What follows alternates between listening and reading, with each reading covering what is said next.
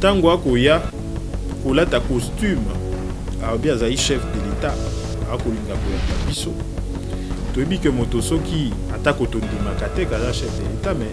na costume ya chef de l'état akoki kosolola na biso d'égal à égal te biso toa lamuka toa nouvel élan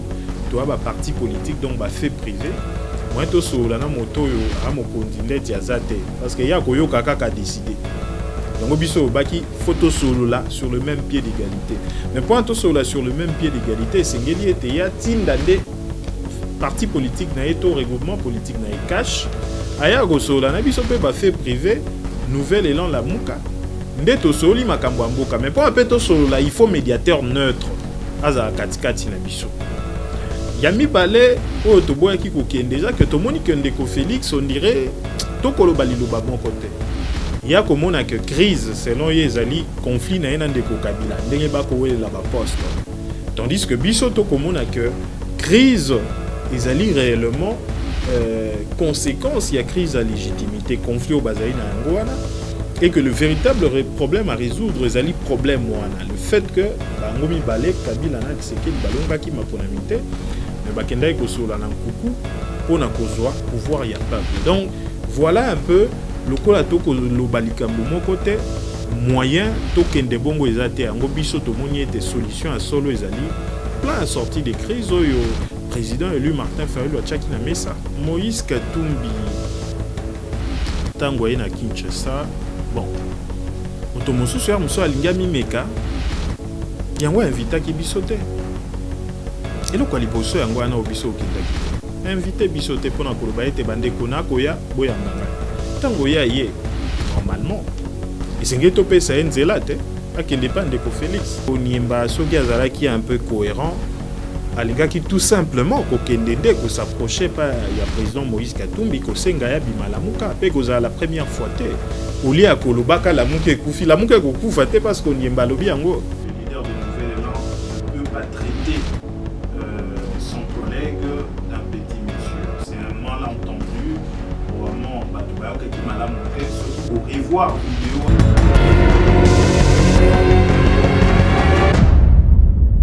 De l'internaute de Vision Plus Télévision. Et voilà, vous qui nous suivez partout en ce net moment dans le cadre de votre émission Puissance, Yali Loba Lelo, Tozane Sengo ya Koyambela Bino, Moko ya Bayi Congo, Oyo Penza Bolinga Komona na bitando Ikena Bino, Mwana Mboka Steve Kivuata Azali, avocat inscrit au barreau ya Matete, Azali secrétaire général, il y a parti Nouvel Élan, il y a président Adolphe Mouzito Mfumumpa, ancien premier ministre, comme vous le savez, il y a cadre communicateur, il y a la Mouka, et l'on a eu tout mes solo là, Mambi Matali Congo, et puis moi malaise moko sein à la Mouka, et Memi Biso vraiment dans l'ombango, il y a Zali Penza Moto, il y a Landi, président Mouzito, le quoi Zali concerné, et l'on a eu tout éclaircissement, il y a Makambo, Toboy Kozwa, son, il y a journaliste, et tout banani, bonito, il y a une source. Toyamba mwana mboka Steve Kivuata toyeba Mambi Matali Congo ba consultation tozoke nango wapi message nini tozela na sima ba consultation oyo et puis toyeba malaise oyo ezali au sein ya la Muka surtout ezali ko opposer ba partisan ya Adolphe Mouzito na ba partisan Moïse Katumbi. Tozawana comme église au milieu du village, mais à la recherche de la bonne information. C'est pourquoi nous sommes venus auprès de l'autorité de Titel de Tolobaka, la voix autorisée, Oyotokoye, la vraie version, il y a faire. Maître Steve Kivuata, Mbotenayo. Mbotendeko. Bonio, boni santé. Toko tambola na rythme ya mboka, ou toyebi ke makambo ya malamote, mais toko sala effort ya kozala vivant. Boni Nouvel Élan. Nouvel Élan ezali malamu mingi, Nouvel Élan d'ailleurs lelo uti kokutanga na zai na réunion na ba responsable ya base ya parti Nouvel Élan ezali kitoko makasi, tozali komi bogisa ko se renforcer pour que na ba prochaines élections to mériter lisusu confiance ya peuple comme d'habitude.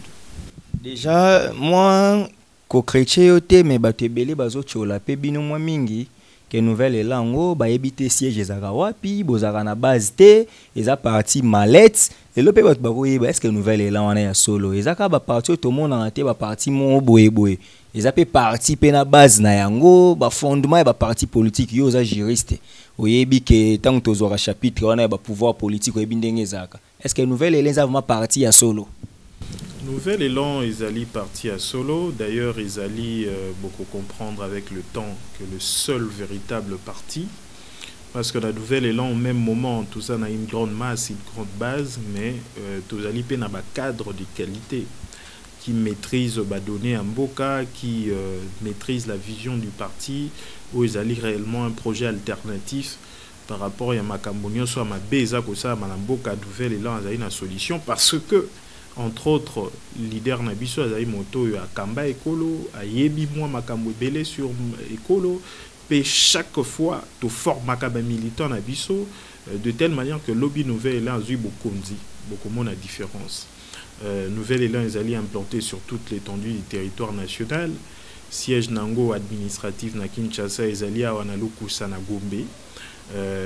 Pe beaucoup très prochainement siège na niveau il y a un territoire nyonso na niveau ya province nyonso. Donc nouvelle élan et koki cause à la partie mallette. Vous aviez vu dialogue vertical oyo li solo entre leader et nouvelle élan na base militante Nabiso ya Tchango Ndenge Salamaki. Avec cette masse là vous n'allez pas dire que nous sommes un parti mallette. Nous avons plus de 100 000 militants enregistrés dans Kinshasa, donc nous ne sommes pas n'importe quel parti politique. Vous n'êtes pas n'importe quel parti politique. Voilà, les lopé toye basikoyo. Toyoki banungu nungu mwa ebele. Ba misusu balobi président Muzito azwa ki une invitation te pour qu'il y ait une consultation. Misusu balobi azwa ki aboyi kokende. Sikoyo yo zaliawa, yo nde mutola ndaye. Apesa yo charge à parti oza mokonzi yebisa biso boke consultation te pona nini po eza lisolo oyo bongi boyokana botala ndenge ya kokamba mboka yo bino bokete tolongoli na lamuka to banino na nouvelle élan bokendaki te pona ndeko ya liboso na kanisi ete tango to sali dialogue vertical leader ya nouvelle élan alobaki ete ya liboso to kendaki te parce qu'invitation ya quitté mais non seulement parce qu'il y a quitté mais ceux qui payent yaka tolinga qui tokendete pour deux raisons, mais entre autres bande quoi un peu so batinda quitté ça parce que ba que so batindi tokendete. Donc ce n'est pas ça la véritable raison tokendela quitté, mais véritable raison ezami balé ya liboso ezali que ndeko Félix Tshisekedi tango akoya kolata costume abi azali chef de l'état akolinga koyamba biso. Tobi que motosoki attaque otondimaka te kaza chef de l'état, mais na costume ya chef de l'état akoki kosola na biso d'égal à égal te. Biso to la muka to nouvelle élan to ba parti politique donc ba fait privé. Moi to sola na moto yo a mokonzi ndeti ya zate parce que ya koyoka kaka décider. Yango biso baki photo solo là sur le même pied d'égalité. Mais pour to solo sur le même pied d'égalité, sengeli ete ya tindande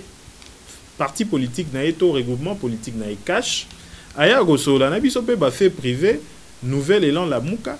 ndeto soli makambo mboka mais pour apeto solo là il faut médiateur neutre aza katikati na biso yami balé o to boya ki ko déjà que to moni que ndeko Félix on dirait to koloba liloba bon côté ya ko mona que crise selon yezali conflit na ena ndeko Kabila ndenge ba ko wela ba poste tandis que biso to ko mona que crise ezali réellement conséquence, il y a crise à légitimité, conflit au Bazaï na Angoana,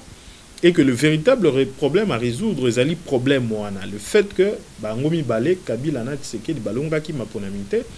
mais Bakenda et Kosola nan Koukou, pour na kozwa pouvoir y a peuple. Donc voilà un peu le kolato ko lo balikambo mon côté moyen tokende bongo ezate ango biso to moni était solution à solo ezali plein à sortie des crises au président élu Martin Fayulu a tchaki na mesa. Ça peut piéger basali bino parce que Bouander osera peut-être invitation à la Mouka na ensemble nango mais ben invitation il y a ba parti politique ba piéger bino te que tant mususu ba na moni ba mususu ba zolela que zala ki pe objectif pour pas kabola la Mouka bozela ki tam invitation à la Mouka comme plateforme politique yete et yepé ya ba parti politique ba poni pe bilongi bino ba mona ki bozala on dirait na moi radicalisme ba boyiga ko benga bino pe ba bibo yete. Ndeko biso toza demandeur te ya ba consultation. n'a pas déjà raison. Ils ont dit que Tongeto qui n'a compte à la Mouka, nécessairement, non. Tous avez raison, na biso autolobi. Ndeko Félix Tshisekedi. Le quoi, il y a un costume à chef de l'État, biso tokoyi comme on a été. Biso photo mon a parti politique na été, pe regroupement politique na été. Pe l'isolé salama entre médiateurs, entre biso faux médiateurs azala. Pe ami balé ndenge na lobby. Azako sala diagnostic ya crise malamote. Crise ezali makambone na Kabila te. Soki ba koyoka te na Kabila ezali parce que ba yebi que ba koki ko se respecter mutuellement te si omona bato ba yebi eloko ya moto. Abanda ko kabolango na ndenge longo badi écrire kaka conflit. Donc ezali makambo wana te wana eza makambo ba artificiel. Le vrai problème ezali on a ebisio. Le vrai problème eza o yebisi ngai. Topusani siko mwa moke ko lokola bino bokeite bomoni ke crise yango pe eza o bino bolobite plan ya sortie ya crise o bino bopesaki ya ngwana te atako batindaka bino na parlement boboyaka pe kokende lelo yo bozoboya pe oya bango mwana mboka Steve Kivwata kasi tozela nini na ba consultation boko ekopesa moninga te chance ndeko Félix bozaki na objectif moko ezaka ya kocha Kabila mopanzi soki lelo ya komi na posa ya kobengana e pona nini te bokoyi kokanisa ta bitumbo bosalaka elongo na 2016 17 18 bosungaka mwana mboka Félix Tshisekedi po bo réussir mission wana bolongola o ezaki lokola mal dominant pona bino na maponomi eleki non ndeko moni politique ezali li patete ezali masekite. Il y a plus de 100 millions de Congolais au Bazaï causé la solution. Na désordre, na crise, oyo. Ndeko Kabila, ndeko Félix Tshisekedi ba créa, na likopa na bango bakenda kosa na kingakati. Lelo, ezali na ba Congolais ba kokufa. Na ba guerre na Est. Mboka na biso ezali occupé par plus de 7 armées étrangères. Économie en mboka ekotambola te. Social, il y a peuple eza malamu te. Et ça, le Kambwa komekate. C'est vrai, biso toloba qui est ndeko Félix Tshisekedi fois katalibala na Kabila. Mais non seulement ko katalibala, mais même ko sundola d'autres yo Kabila pesa pour na bango basa libala. Elingi koloba ete foisongi la peuple parce que ya kenda na Kabila bakabola pouvoir lokola biloko akolia. Yango de motuza ko créer crise. To senkara katana na Kabila te même biloko kolia wana ndenge bakabola lokola bakabola ngo sans le peuple sengeli tozonga na peuple la loba nani akopesa ete ni ya présidence nani akopesa ete ni ya majorité parlementaire pour que mboka etambola malamu mais lokola bakabola yango selon bango yango mboka ezali bloqué donc divorce wana faut ko comprendre yango ezalaki kaka simple ko kabwana te ezalaki na aspect que il faut qu'on zonga vers le peuple. Et en gros, tout ça, on a mis ça depuis 2019, février, plan de sortie des crises. Où il oublie qu'on zonga na bango vers le peuple. Et qu'on reconnaître que masala qui m'a bé, iba qui peuple, il y a des réformes. To bongo li na bango, nde to na ba élection anticipée au peuple à Koloba bon. So ki ndeko Félix Tshisekedi esengeli yo kamba. Yango nga peuple na pension onction, kamba siko non pas selon volonté à Kabila, mais selon volonté à Ngai peuple. Majorité parlementaire, est-ce que tu peux savoir que Félix Tshisekedi ton de Fayulu mototoko pona président nyonso wana peuple akosala mpifo wana euti aso na peuple nde kosala ke mboka tambo ya malamu yo vraiment osasio toza biso na biso wana ba congolais ba africain moto asi azo diriger azu déjà ebonga ata yo ndeko Stevie osala ngo otika vraiment bokonzi oloyebisa bato ke bandeko bakongomani na strishaki na minutes oyo yo to luka kimia na sengi bino pardon to kende na ba élection anticipée yo moko sa est-ce que yo mozo mantikelo bosenga wana ezaka na ba imagination na bo moto boye kusala mati na kozala ma politicien congolais po yo za moi politique ezali kambo ya choix soit tolingi ozala na elengi ya tapis rouge to lingi oyo kana malamu na peuple nakanisi ete un choix doit être fait tobite forcément à cause du micro à lobby que aibaki maponani na discours na ya 6 minutes wana au moins reconnaître ça qui est échec ya gouvernance mais ce qui lelo déjà andimi makambo ba réforme ce qui lelo andimi élection générale anticipée il vous a un pas le reste ba to ba comprendre mais ba ko betele pe maboko bakoloba ete ya solo ndeko oyo abongoli motema atiki kingakati eloko nde tozali koloba yango wana ndeko. Voilà, to comprendre yango to monine mambo ezokende kasi dossier oyo ezomema biso na chute ya émission oyo ezali to moni mambo ezoleka to komi koyoka soni po ani lamuka oyo bato bazoloba ki bope ba vota ki bino kaka ndenge bokumisaka bozaka na lolendo ya lamuka na bino mais nini ekosala ki kaka bino na bino na lamuka bozobanga na lisusu te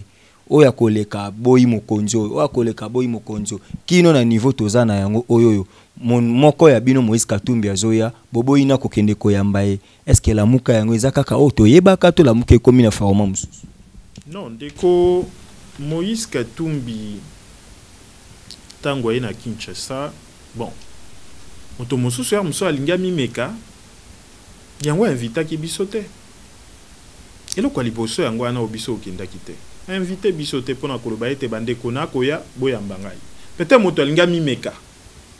alakisa ete bato pe na Kinshasa balingaka ye donc yango toboyaki kodéranger ye c'est plus pour son respect que tokendaki te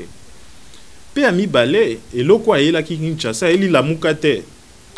aye liso na ye na ndeko Félix Tshisekedi biso tobi tokokende pa ndeko Félix te ntango ye aye normalement esenge topesa ye nzela te akende pa ndeko Félix parce que biso na lamuka nayebi ete na convention na biso déjà na préambule toloba ete ba élection esalamaki ya malamu te tobi chaos électoral pe ya mibale tango tokenda Lubumbashi na juillet 2019 tango présidium ya passation de pouvoir entre coordonnateur sortant à l'époque président Moïse Katumbi na coordonnateur entrant président Jean-Pierre Bemba na communiqué final na biso toloba que to réaffirmer que biso mototolonga ki maponami na présidentielle mais sikoyo tango ndeko Moïse Katumbi akeko yamba ndeko Félix Tshisekedi ka ko benge président ako tambola mikanda na biso ndenge ni biso to okende ko yamba donc yango pour ces raisons là totika qui est bon ils allaient liberté d'opinion totika ye akende akutana ndeko Félix Tshisekedi charte la muka on ezala lisusu to moni ndeko nyemba apasoli yango abisha mambo ese kufa la muka ese kufa nango. Non, Onyemba na ebite soki azalaka na fonction à la muka soki azalaka muta la muka na okaka aluba makambo ya Moïse Katumbi il n'a aucun lien avec la muka abetaka toujours libanda quand il parle de la muka il est très mal placé nakanisi ete ndeko Onyemba soki azalaki un peu cohérent alingaki tout simplement kokende nde ko s'approcher pas ya président Moïse Katumbi ko senga ya bima la muka pe koza la première fois te olia kolobaka la muka ekufi la muka kokufa te parce qu'on Onyemba lobi yango la muka pone kufa ezali na ba procédure nango mais leader pe akoki ko décider que alingi sous la muka ta bimi soki ye alingi que leader na ye Moïse Katumbi parce que na moni était azoka moi financement pour la communication kuna akoki kokende ko senga leader na ye bima libanda ya la muka parce que to moni que toi na posa moso na yoka kapona ensemble pour la République parti a créé ils allaient un choix à faire mais Onyemba zai na pouvoir mon côté atika pe koza na la muka te pona koloba ete la muka ekufi mwana mboka Steve Kivwata mais sikoyo pe problème oyo zoloba wa ki azora mbongo et mombo comprendre que frère na ye pa communication zo utakuna yango nde bozwa ko pasi ya rondima ke Moïse Katumbi azala financier na la muka parce que président na yo nde mutaluki susu moto pela na kokende koloba ke na la muka botikala ozana financier te donc boboyi ba effort nyonso Moïse Katumbi asala pona la muka na campagne ya Martin Fayou. Non deko bato faut pas fournir quelque effort ya koyeba français na lobité que soit koyeba français soit kozala rigoureux sur ba concept moto ba bengi financier